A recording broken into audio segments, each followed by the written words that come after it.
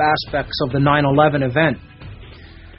Daryl, why don't you tell everybody about the connections of 9/11 with the think tank organization known as PNAC, that's P-N-A-C, which stands for the Project for the New American Century. Yes, the Project for a New American Century was, like you said, a think tank of elite Zionists and neocons who were involved in planning of foreign policy and war, scenarios. It's amazing when you look at these the list of people. There was a letter actually that they wrote in 1998 to Bill Clinton asking him to invade Iraq, and this letter was signed by Rumsfeld and Pearl and Wolfowitz and Cheney and Dov Zakheim. And Dov Zakheim, he's a real interesting character. He's a rabbi, a Zionist rabbi, Dov Zakheim. He was also a high executive for a company called Booz Allen Hamilton, which was a client for Blessed Relief, which was the charity said to be a front for Osama bin Laden. So you had these massive connections with the 9/11 event, and Dov Zakheim's company, Systems Planning Corp, was their chief product was remote control systems for aircraft and missiles. Zakheim was also on C-SPAN with Rumsfeld the day before 9/11, and they mentioned that $2.6 trillion was missing, unaccounted for, the day before, September 10th, 2001. $2.6 trillion of the American taxpayers' money missing, and that whole story went away the next day. We find out about that on September 10th publicly, and then September 11th, as they say, the rest is history. I want to point people in the direction of a document that was written by the Project for the New American Century. Many listeners will be familiar with this, some may not. It's called Rebuilding America's Defenses, Strategy, Forces, and Resources for a New Century by the Project for the New American Century think tank. This was written in September of 2000, and I want to read a few excerpts from it. This will take a little bit, but I think it's well worth doing on the air. This is from Section 5, called Creating Tomorrow's Dominant Force. Tomorrow's Dominant Force. And here's what the Project for the New American Century has to say about maintaining America's dominance of the world. Quote, to preserve American military preeminence in the coming decades, the Department of Defense must move more aggressively to experiment with new technologies and operational concepts and seek to exploit the emerging revolution in military affairs. Information technologies in particular are becoming more prevalent and significant components of modern military systems. These information technologies are having the same kind of transforming effects on military affairs as they are having in the larger world. The effects of this military transformation will have profound implications for how wars are fought, what kind of weapons will dominate the battlefield, and inevitably which nations enjoy military preeminence. The United States enjoys every prospect of leading this transformation. Indeed, it was the improvements in capabilities acquired during the American defense buildup of the 1980s that hinted at and then confirmed during Operation Desert Storm that a revolution in military affairs was at hand. At the same time, the process of military transformation will present opportunities for America's adversaries to develop new capabilities that in turn will create new challenges for U.S. military preeminence. Moreover, the Pentagon, constrained by limited budgets and pressing current missions, has seen funding for experimentation and transformation crowded out in recent years. Spending on military research and development has been reduced dramatically over the past decade. Indeed, during the mid-1980s, when the Defense Department was in the midst of the Reagan buildup, which was primarily an effort to expand existing forces and field traditional weapons systems, research spending represented 20% of total Pentagon budgets. By contrast, today's research and development accounts total only 8% of defense spending. Even this reduced total is primarily for upgrades of current weapons. Without increased spending on basic research and development, the United States will be unable to exploit the RMA and preserve its technological edge on future battlefields. Any serious effort at transformation must occur within the larger framework of U.S. national security strategy, military missions, and defense budgets. The United States cannot simply declare a strategic pause while experimenting with new technologies and operational concepts, nor can it choose to pursue a transformation strategy that would decouple American and allied interests.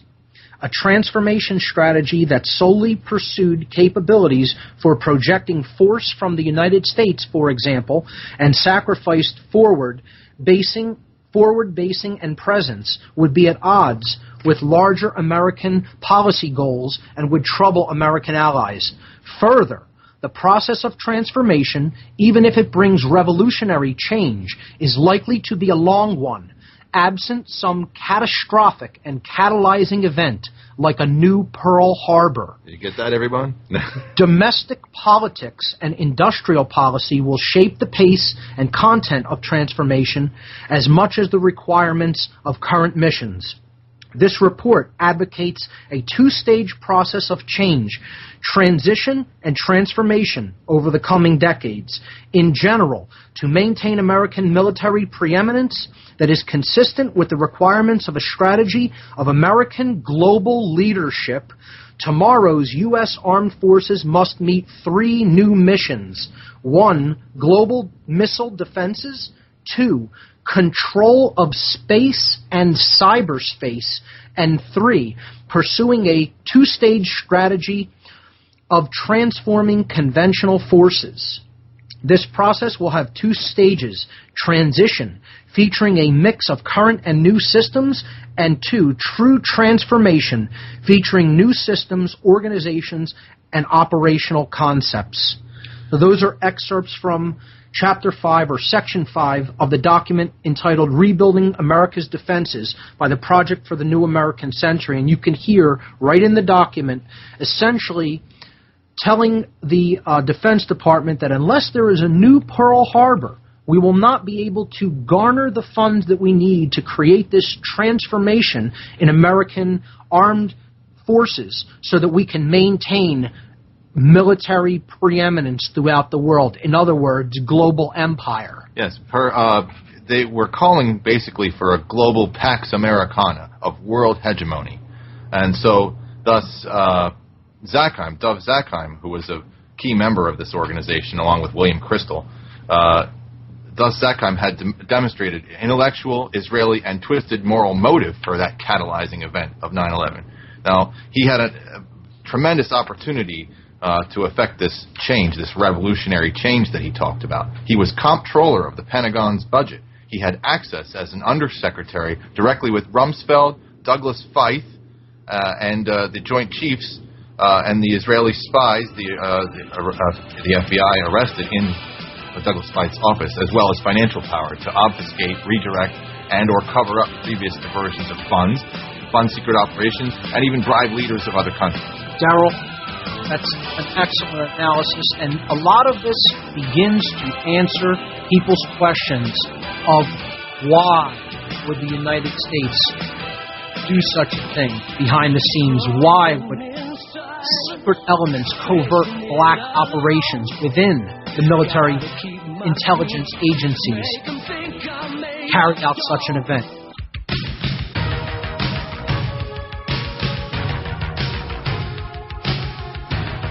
Welcome back, everyone, to What on Earth is Happening. I'm your host, Mark Passio. My website, whatonearthishappening.com. We are discussing 9/11 as an inside job, as a covert black op of intelligence agencies for the purpose of maintaining worldwide military hegemony of the United States, and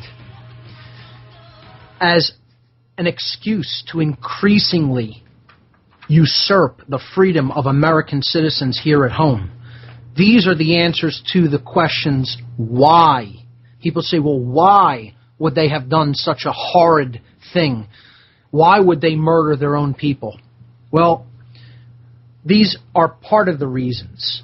When you go even deeper into it and you start to understand that dark occultists are at the highest levels of these intelligence networks, and ultimately what they're doing is saying to other elites that may not want to play ball in the regional areas that these other lower level elites control, this is ultimately a sacrifice ritual of one's own people for the purpose of saying to other puppets, look what we're willing to do to our own. Now imagine what we would be willing to do to you if you don't play ball with us. That's ultimately what this is all about, ladies and gentlemen.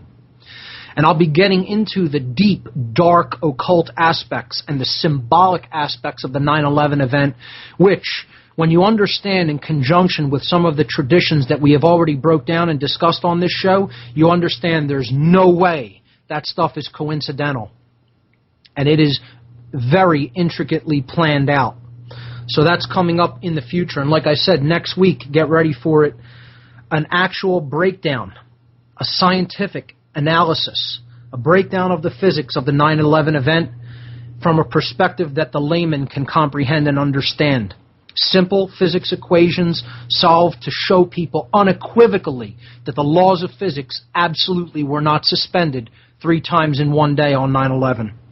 So let's get back to Darrell Rowlands. Darrell, I want to talk about the stand down on the day of 9/11 of NORAD, the North American Air Defense Command, and I want to talk about how the covert black ops aspects of the military intelligence projects, how they basically needed to run counterintelligence. They needed to run war games exercises on these days to confuse the actual good people that are involved in really protecting America's airspace, okay? And how these war games served as a distraction and a confusion mechanism to prevent them from those people from really effectively doing their jobs. So can you speak to the stand down of NORAD, which certainly 19 fundamental Islamist, radical Islam members with box cutters could not have accomplished the stand down of NORAD, okay? And can you speak to the war games exercises that were being run simultaneously with the real world events that were happening on the day of 9/11? Well, sure. Whenever a commercial jet deviates from its approved flight path, it creates a potentially deadly hazard. It could collide with another jet. So the military is supposed to respond very quickly, and they have always done. There's some 67 incidents of them responding very quickly to an aircraft that had trouble. And even Payne Stewart, the golfer, his plane was immediately intercepted by fighter jets and led down. But on 9/11, you had war games deliberately made to confuse the military, the pilots. They even reported that they had questions. They were like, "Is this real or fake? Or drill?" Because there was a war game called Operation Northern Guardian, Operation Northern Vigilance, all timed for that very day, and these were all being run by Dick Cheney. And so, in the Presidential Operations Command, Emergency Operation Command, you had Norm Mineta, the NTSB. Secretary. Yes. Yeah, he witnessed Cheney, coming in and at the